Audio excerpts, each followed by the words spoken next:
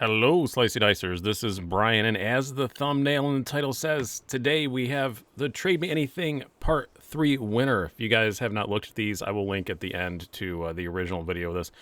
I put some knives up for trade, and you offer me literally anything in trade for them. Some of them are knives, some of them are just cool stuff, and yeah, you never know what I'm going to take. I've taken a mix of both previously, but the thing we want the most is some cool stories. Like that's what I'm kind of looking for with this. This time I was trading a Protec Calmigo Tron, a Civivi Rustic Gent, and an Olight. So that's all at the thing at the end. But this is what people offered me in trade for those two knives and that one flashlight.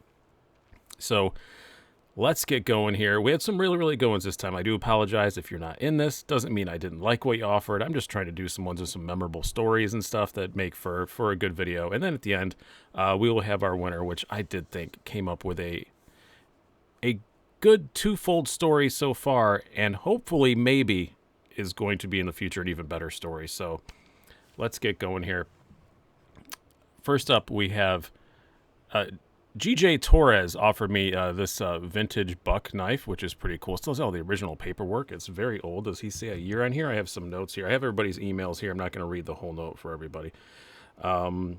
It's a it's buck 791. I don't know anything about it. Somewhere between 1984 and 1985. So a pretty old one, and he has all the paperwork and stuff. That was pretty tempting. Pretty cool old Darth Vader figure with a removable helmet and a Browse neck knife. Really cool stuff. Not what I chose, but yeah, really cool stuff.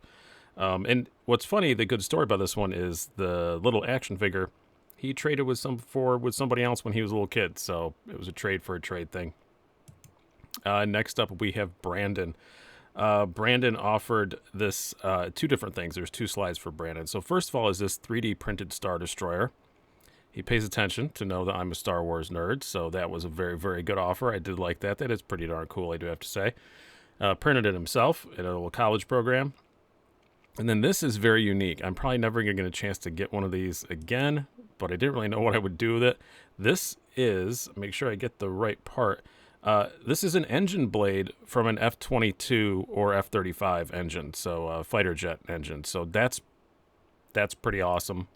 Just a chunk of titanium, I assume it is, that they use for the engine blades. That is really cool. I guess they discard them after they're working on them, and after they test them, and he just grabbed a couple out of a cart that was sitting there. So it's pretty awesome. It's a pretty good-sized chunk of titanium, probably worth a fair bit just in and of itself.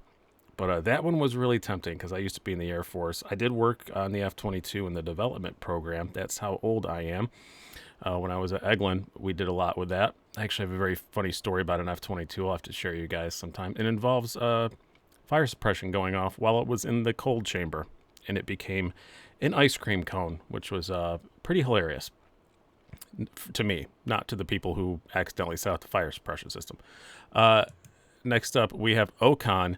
Okan came up with a very cool and very funny group here, and this one was tempting. Okan is if you guys know Okan 7, he's on our live shows all the time. His email is lengthy, so I'm going to try and sum it up here. But the knife is a really nice Riot, which is really cool. Let me make sure I have the model right here. I'm not seeing it. It's one of the smaller Riots. It's very cool. I really was kind of tempted by that because I do like Riots, and I haven't had one for a long time. A little Super Soaker. I have a rule in my house. He doesn't know this, but sitting next to me at all times is a Nerf blaster, and if my kids open the door without knocking, Nerf dart to the head. It always happens. Like, I'm a really good shot with that thing. I've shot my children with a Nerf gun all the time. So the Super Soaker would have been a new surprise. A lot of Outback pins. I do like Outback Steakhouse. I don't know enough to wear a pin, but I do like that a whole lot. And United States Alabama quarters. I've never even been to Alabama, but okay. I did like this letter opener. I like the idea of having a letter opener with some people's 60th wedding anniversary. It was like a tchotchke at a wedding anniversary party, and I just love people to say, "Oh, who are Marie and Jamie?" I'm like, I have no idea. or I could just make up a cool story about Marie and Jamie. So that was tempting. But the funniest one I thought was this made me laugh. A Blockbuster membership card. And it's a Riot T2500. I found it on here. I apologize that it took me a while with that. But the thing that why he didn't win is I could only borrow the Blockbuster card, and he was going to have make me give it back. And I had to rewind the tapes, no late fees. I happen to know for a fact, because I watched Last Week Tonight, that there's the only Blockbuster left open, I think, is in Alaska or something like that. So it wouldn't have, and I could only borrow it. But it would have been kind of funny just to have a Blockbuster card in my wallet. That would have been pretty hilarious. Next up, this is one my wife wanted me to take because she does have a dulcimer and does kind of know how to play it. This is from John. It's a Canadian Seagull branded dulcimer. It looks very nice. I know nothing about them. She has a handmade one that I think one of her relatives made or something, and she does play it occasionally. And then also djembe, however you say that, little hand drum thing. And I was tempted, but you know what? I think if I had that drum, I think I'd have to change my lifestyle. I think I might have to get dreads and start smoking weed again. I just kind of feel like if I had one of those, I'd be required to. I wasn't prepared to make the lifestyle change that it would be required to own one of those. And next up, this one was very funny. This is from Larry. He has 3 knives he collected as a kid from 1989 to 1993. So roughly my age. I was well into my teen years by then, but judging by if you're buying big, scary knives, you probably also were in your teens by then. Just inexpensive stuff that he got from the, I think he is, if I'm understanding right, got from the SMKW catalog or something like that.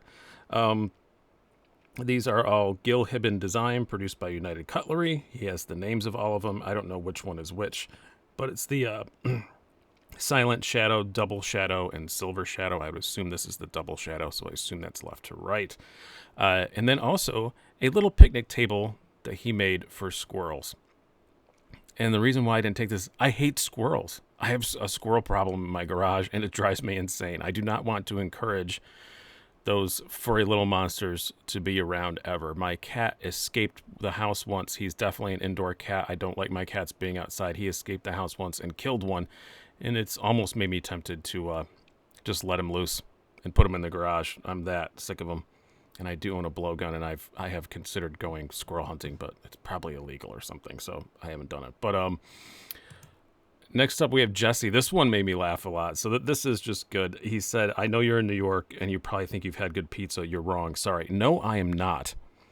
But he offered this $100 package that they will deliver, I assume frozen or whatever, Chicago pizza and hot dogs. So I could have Chicago pizza and Chicago hot. I will admit, Chicago has amazing hot dogs. I'm not going to knock you on that. I still think Gray's Papaya in New York City is the best, but Chicago hot dogs, you guys have an argument there that Chicago hot dogs are better than New York hot dogs. I'll give you that. But the pizza? No. I mean, I like Chicago deep dish pizza. I eat it. I just made some the other night in a cast iron pan and stuff. I like Chicago style deep dish pizza, but it's not pizza.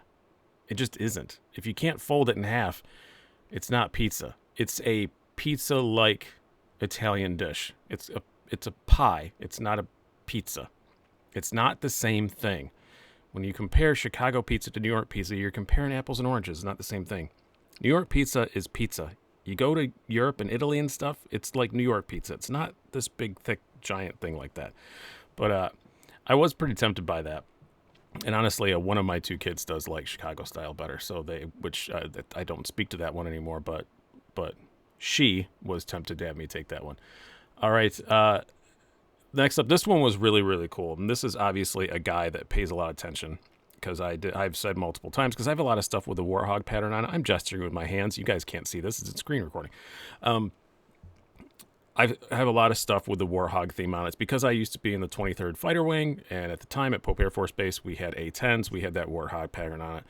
And now this guy is in, or was, he is in the 355th MXG, which is a reserve wing, and they do, I think they are, believe they're reserve, although it does say active duty.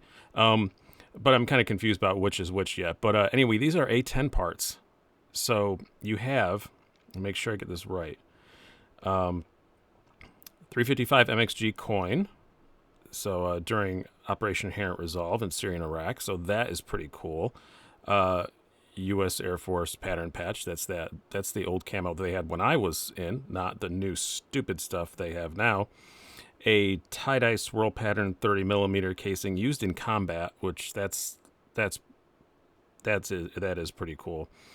And I want to make sure I have what this is right. This is a knife.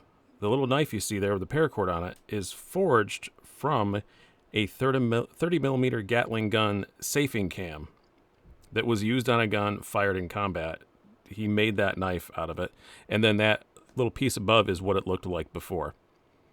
So it's a knife made from a piece of a Gatling cannon and a shell from a Gatling cannon, and I wanted these very, very badly. You won't understand why I didn't take them till we get till the end.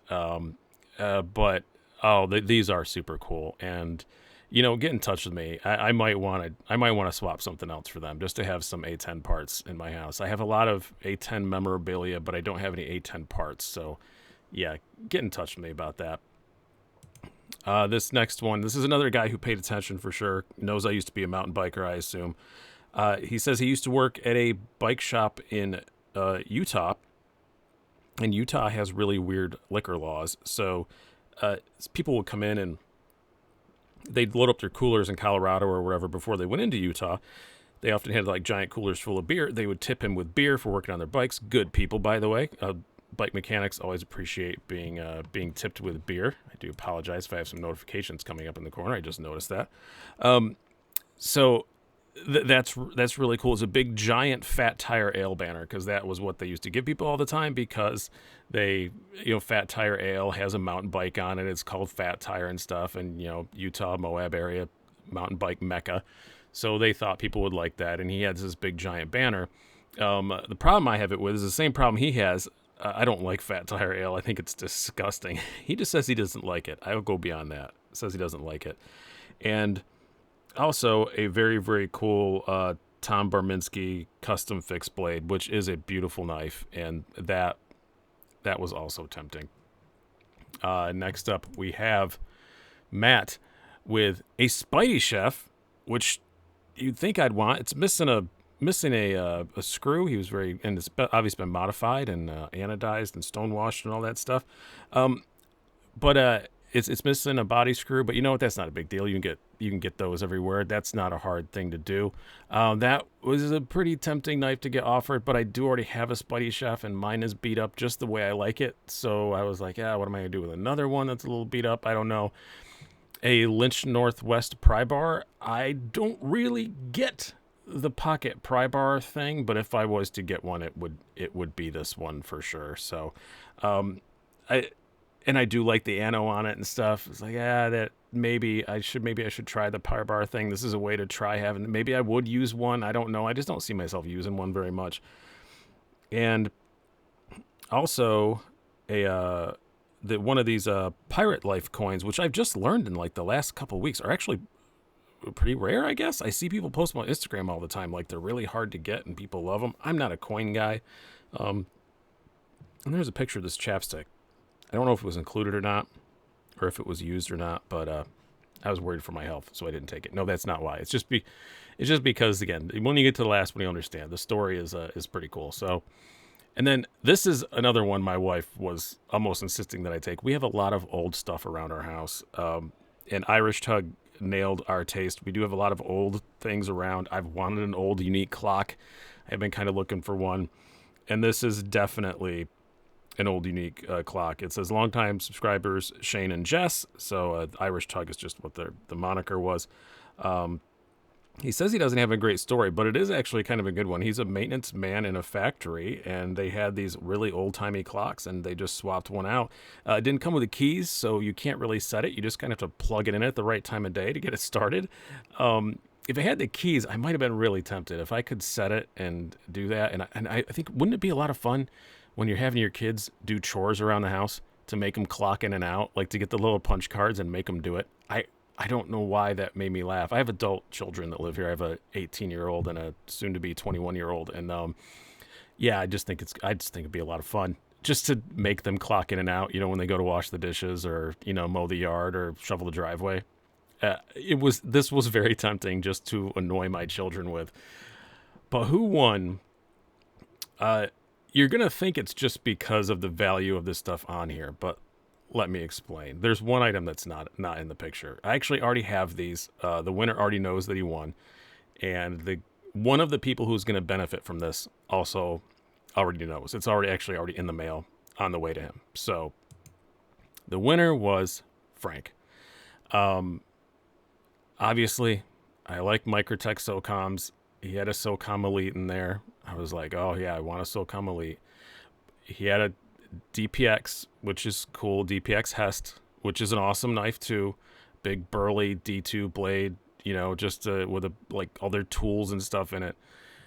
And then he had an Olight that he found, and a fairly beat up and crappy one hand open, which isn't pictured in here. I think it's I don't remember. It's like a Lowe's brand or something, utility knife. But what makes this story cool is he found the light and the utility knife, and his dog found this DPX Hest.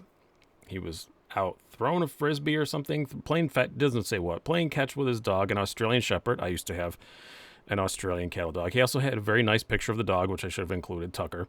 Really beautiful, beautiful dog.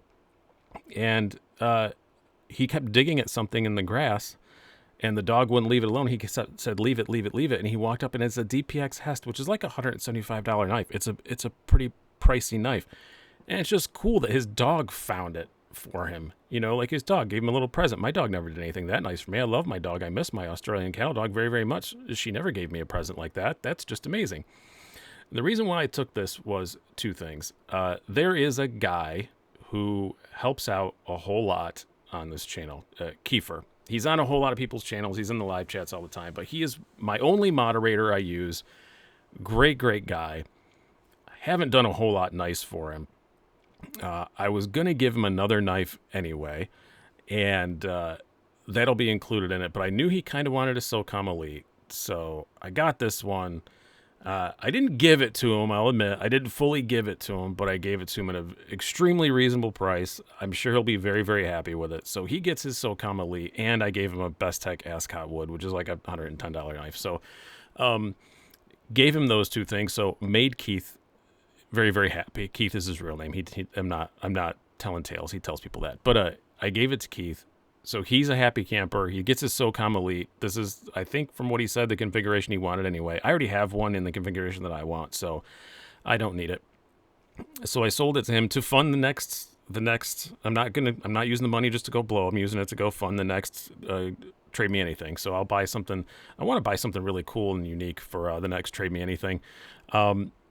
Yeah, I already know exactly what I want to get. So it'll fund that. So I sold it to him for what it's going to cost me to buy that. But here's the cool thing I want to do. If you are watching this and you have ever lost a DPX Hest, email me. Tell me where you lost it, because I know where Frank lives. So I can verify that it's yours. If you can verify that that knife is yours, I will give it back to you. And I just think it would be great. Like, until then, it's my ultimate user beater knife. It's D2 steel. It's built like a freaking tank. It's built by Lion Steel, but it's built really, really well. It is very comfortable in the hand. I do have it here. It opens and closes very well. I didn't have to do much to it. The blade really needs to be sharpened. There's a good solid chip out of the tip, but I want to give it back to who got it, or to who lost it. So if you know anyone who's lost a DPX Hest and complained about it on an internet forum or something, I mean, this is a knife guy's knife. The odds that they watch this are not high, but it's possible. I just would really like to give this knife back to whoever lost it. I just think that would be a really fun, cool end of the story. So Frank was my winner. Keith is getting one cool knife that he had to pay very little money for, and another awesome one that I'm just giving to him to say thanks for helping out. So I got to help Keith out, and hopefully I get to help out the owner of this DPX. So that's why I took this one. I just think it'd be really, really cool to give this back to whoever lost it. Because can you imagine how mad you'd be losing a $175 knife in a park?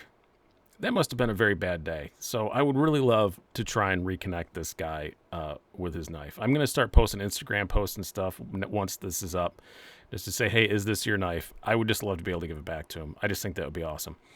But I hope you guys have enjoyed this. There will be another one coming up. Probably not soon. Probably not for a while. The thing I want to get isn't going to be available for a month or so. So I hope you guys have enjoyed this. I've been Brian. Have a good one.